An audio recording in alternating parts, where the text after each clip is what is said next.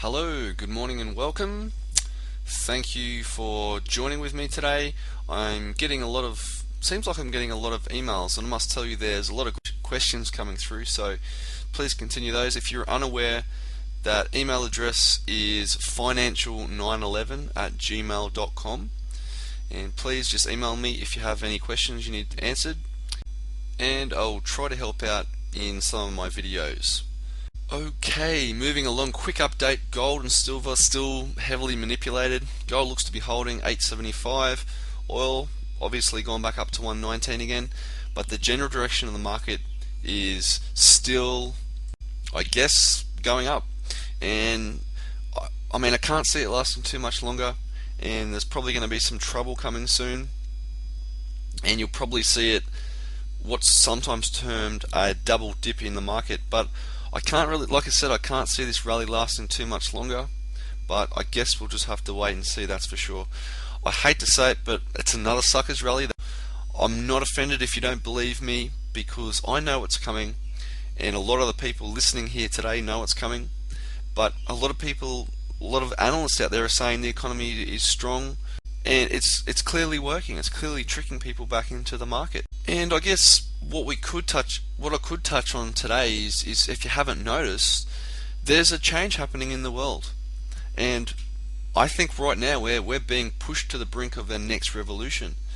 But before all this happens, there's a few changes, and you'll probably see in some of my last videos I touched on how the Earth is changing, and you might call the Earth is going through some stresses and some changes that have been caused by us, and this will happen because of psychological things and physical actions and negative things that we've been doing throughout the last few decades. And just like a soda can, if you shake it up, it obviously builds pressure. Slowly but surely it keeps building pressure to a point that it has to give away and burst and release its pressure. And this is what you'll see will become big and important natural events over the coming months, over the coming years. It's a very complex topic, but just know that this is why you're only just starting to see the beginning of all this. No, the world's not going to explode around it. It's going to release its fury in the next, like I said, in the next few months to years, in the form of natural events like your earthquakes and tsunamis, big fires, floods, all that sort of thing, and it will start to happen fairly soon. And just like I have explained that Mother Earth and nature and what is expected and what's down the track, they're all important things, but what really is important in the short term is that all this is about to happen in a financial sense. The bad actions that the pundits out there have taken and they've screwed things up are basically coming back from now to the end of the year and going to bite them harder than they thought was ever possible. So much so that the financial tsunami that's coming and will wipe out many people or hurt them or damage them in a general way, I mean, you can already see it happening right now. And yes, we are in a pivotal moment in history. There are lots of things to come. A lot of people will talk about this for years and years to come. People will remember it decades from now. It really is that important. The government really putting on this false facade, and they're shaking behind the scene. There are reports about its strength and reporting that the end of the credit crisis is here, but realistically, behind closed doors, and absolutely, they're scared to death. They know the economy is not strong, and it's hanging only by a thread, and it could go at any minute. Not only are you seeing things like the credit crisis, foreclosures, subprime, blah blah, all the rest of it, but the next thing to come, I believe it or not, will be the credit card crisis, because the credit card industry is in just as much trouble as the housing industry. You know, people racking up debt, not being able to pay off their credit cards and all that sort of thing. You know, one and the same thing. These people are not paying off their houses, so why the heck should they pay off their credit cards as well? And I guess with this in tail, it's going to cause more bank failures and worse effects to come. In the end, I know you might think that it's all doom and gloomy, but really in the end, as I've said, it's like a rebirth period. Things will get pretty bad, but then in this after cleansing period, things will build again, and major changes will happen. We'll just have to go through this rough patch first, and I'm not talking just about America. There's other economies, Asia, Europe, all that sort of thing, but we will learn from our mistakes and take hold and make the necessary changes to bring things, we'll try to bring things back to some sort of normalism. But look, just for a minute, let's get back to the credit crisis. Let's look at this from a more technical perspective.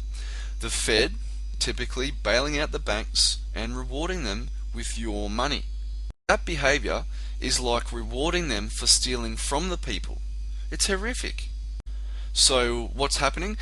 The banks are ripping people off, they mess up, and they're about to go arse up, then they get the people's money because of the fact that they stole the people's money in the first place. It's really a twisted world, isn't it? That's how the Fed is bailing people out, and it just doesn't make sense. And I guess it's not fair. It's not fair for you, it's not fair for me, and all the other people out there that are earning an honest living. And it's like the government and the Fed are double dipping, and you just simply can't do this. And look, all they're really doing is stuffing things up and buying time, and you can't keep doing this. And there's not a lot of time left too. You can see how this bailing out is setting up for an ultimate demise and will collapse the US economy. So I guess that is where my interest in all of this started, and will continue for myself and others that are interested. Just realize that there's people behind the scenes that we don't know who are letting this happen. They're giving you false messages, and they're going to come unstuck when they are all exposed, and they're put out there for all to see about their lies and other stuff. And there will be exposure down the track, don't worry. Believe it or not, they are fighting amongst themselves, and when the dirt comes out, they will start rumors, and you'll see finally that the truth about what has been happening will come out.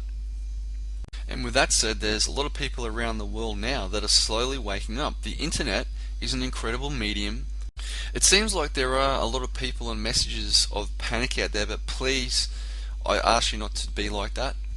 People are asking, should I sell my house? Should I move from the US? And all the important questions. But I would ask yourself to listen to your intuitions, and you'll know the answers to your problems. And no, I don't have any special powers, and I don't know what's going to happen to you tomorrow or in 2 weeks or in a year from now, but I guess I'm generally trying to help you or give you a bit of guidance. Without a doubt, there are higher forces that are put here to protect you and guide you, stop you from getting in that car before it crashes, or in that train before it derails, and will put you in the right place within the next 12 to 24 months while things unfold.